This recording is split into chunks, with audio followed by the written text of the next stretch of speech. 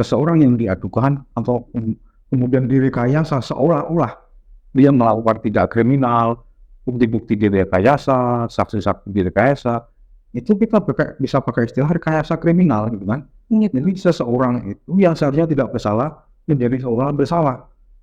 Apakah itu ada keterlibatan aparat atau keterlibatan beberapa pihak dan seterusnya, itu adalah rekayasa kriminal. Kemudian kalau sampai ke peradilan bisa mengakibatkan peradilan sesat, kan seperti itu.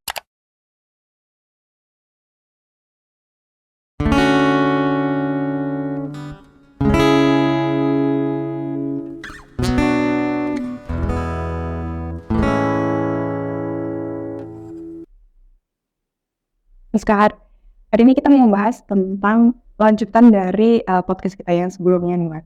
Padahal kan podcast kita yang sebelumnya itu kan tentang pembahasan dikit-dikit nih tentang hukum. Yang biasanya itu orang itu nggak begitu tahu Istilah-istilah hukum. istilahnya itu. Oke. Nah, kita mau bahas dan lebih merinci lagi ya apa sebenarnya dan digunakan seperti apa istilahnya. Yaitu adalah kriminalisasi sama dekriminalisasi. Karena kalau misalkan kita cuma ngomong pengertiannya doang tanpa ngasih contoh realnya kan kayak ada yang kurang juga kan, Mas? Ya. Nah, sebelumnya nih, mungkin kan ada yang belum melihat podcast kita yang sebelumnya nih, kita bisa mulai lagi aja, Mas, dengan sebenarnya apa itu kriminalisasi? Baik, jadi begini, sedikit mengulangi yang kemarin kita bahas juga ya. Jadi kriminalisasi itu adalah suatu perbuatan yang dulunya bukan tindak pidana atau perbuatan kriminal, kemudian setelah muncul peraturan baru atau undang-undang baru atau bisa juga norma baru, norma hukum baru menjadi suatu perbuatan pidana atau tindak kriminal. Jadi secara sederhananya dulu perbuatan tersebut bukan perbuatan pidana atau bukan kejahatan. Tetapi setelah muncul undang-undang baru, peraturan baru, perbuatan tersebut menjadi perbuatan pidana atau perbuatan kriminal atau kejahatan. Jadi dulunya suatu perbuatan itu bukan tindak kejahatan, sekarang menjadi tindak kejahatan akibat munculnya suatu peraturan baru yang terbit. Oke. Kalau di Indonesia kita ngomong sekarang ini kan masih banyak nih, Mas, undang-undang baru digodok dengan undang-undang baru. Apalagi kemarin kan udah disahkan nih RKUHP kita sebagai KUHP yang baru nih, yang 2025 nanti akan dijalankan. Nah, bisa nggak sih, Mas, ada contoh-contoh tentang kriminalisasi yang nyata nih yang sudah dilewati oleh Indonesia? Sebenarnya ada banyak ya, tapi kita coba contoh misalnya dulu Indonesia tidak ada yang namanya undang-undang ITE kan begitu. Jadi dulu ketika kita di internet kita ngomong apa saja, mengupload apa saja, mengambil gambar apa saja dari internet bebas, karena tidak ada aturan yang melarangnya itu. Kemudian setelah ada undang-undang informasi dan transaksi elektronik, muncul suatu perbuatan-perbuatan yang akhirnya dilarang, karena di undang-undang itu dilarang, yang akhirnya juga menunjukkan norma hukum baru kan begitu. Jadi dulu ketika kita ngambil foto sesuatu dari internet punyanya orang, tidak ada masalah. Tapi setelah ada undang-undang ITE, kita mengambil fotonya orang tanpa izin, tanpa pemberitahuan, itu bisa dikenakan pidana karena dianggap entah itu mencuri, entah itu melanggar privasi, atau juga ketika kita ngomong sesuatu di internet, di media sosial, gitu kan. Dulu tidak ada masalah, gitu kan. Sekarang harus berhati-hati, karena siapa tahu itu adalah pelanggaran terhadap undang-undang ITE atau menjadi tindak kriminal, maka perbuatan tersebut itu adalah mengalami kriminalisasi. Ya, jadi ini karena ada aturan baru ya, Mas? Ada aturan baru.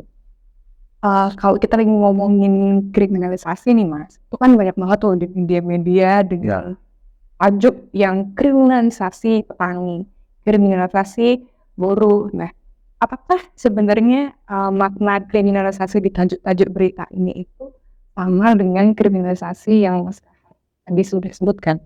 saya kira berbeda ya. Jadi mungkin kita tidak akan menyatakan bahwa itu penyimpangan makna atau makna yang salah. Kita tidak akan mengatakan itu. Tapi itu bukan makna yang sejatinya. Karena makna yang sejatinya atau makna yang benar bahwa kriminalisasi itu adalah perbuatan, suatu perbuatan yang dulunya tidak diatur di dalam hukum pidana atau tidak dilarang di dalam undang-undang, kemudian dilarang dalam undang-undang atau norma baru atau pasal baru, penambahan pasal, perubahan undang-undang dan seterusnya.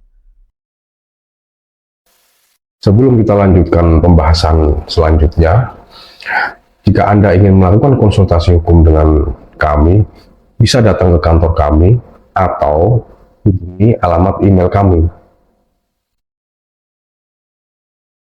Nah, kalau orang yang dituduh melakukan tindak kriminal, saya kira itu bukan kriminalisasi ya, tetapi memang ada mekanisme orang untuk melaporkan seseorang itu kan boleh.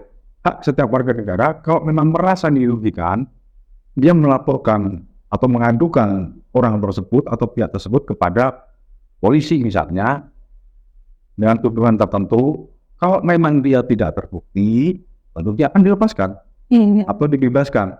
Jadi bukan kemudian itu disebut kriminalisasi atau kemudian bahkan misalnya seseorang yang diadukan atau kemudian direkayasa seolah-olah dia melakukan tindak kriminal, bukti-bukti direkayasa, saksi-saksi direkayasa, itu kita bisa pakai istilah rekayasa kriminal gitu kan. Jadi seseorang itu yang seharusnya tidak bersalah menjadi seorang bersalah.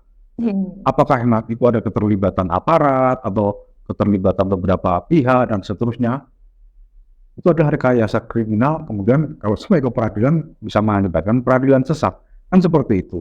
Jadi kalau kriminalisasi itu ya mananya perbuatannya sebenarnya, bukan orangnya. Nah, dan itu juga dibuktikan juga di persidangan juga ya, Mas? Ya. Apakah dia benar melakukan atau tidak? Betul. Oke, terus kita lanjut lagi nih Mas, kita bahas tentang dekriminalisasi. Ya.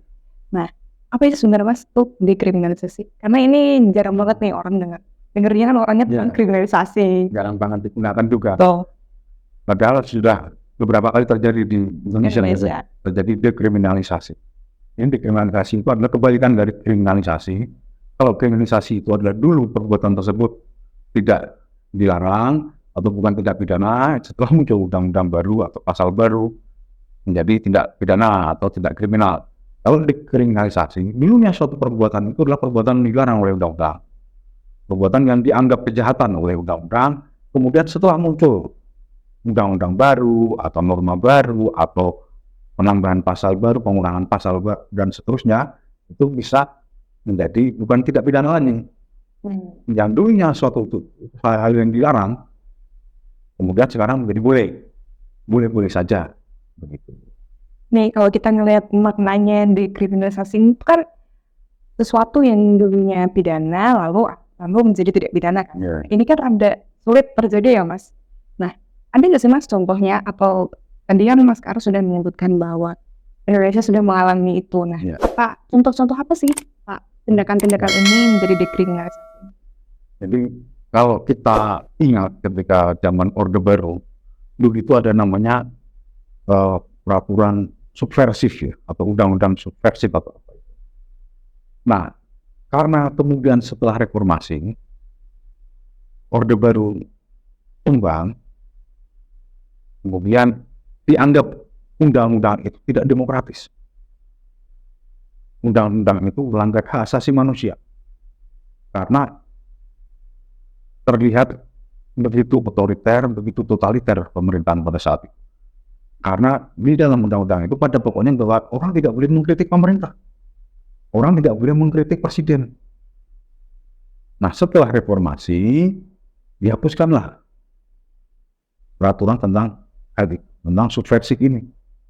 Maka kemudian orang boleh boleh mengkritik pemerintah, mengkritik presiden, walaupun tetap harus diatur di dalam undang-undang yang lain, kan begitu. Tetapi boleh mengkritik, boleh kita tidak puas, boleh tidak percaya kepada pemerintah, asal tidak bertentangan dengan hukum yang kita terapkan, ada koridornya begitu.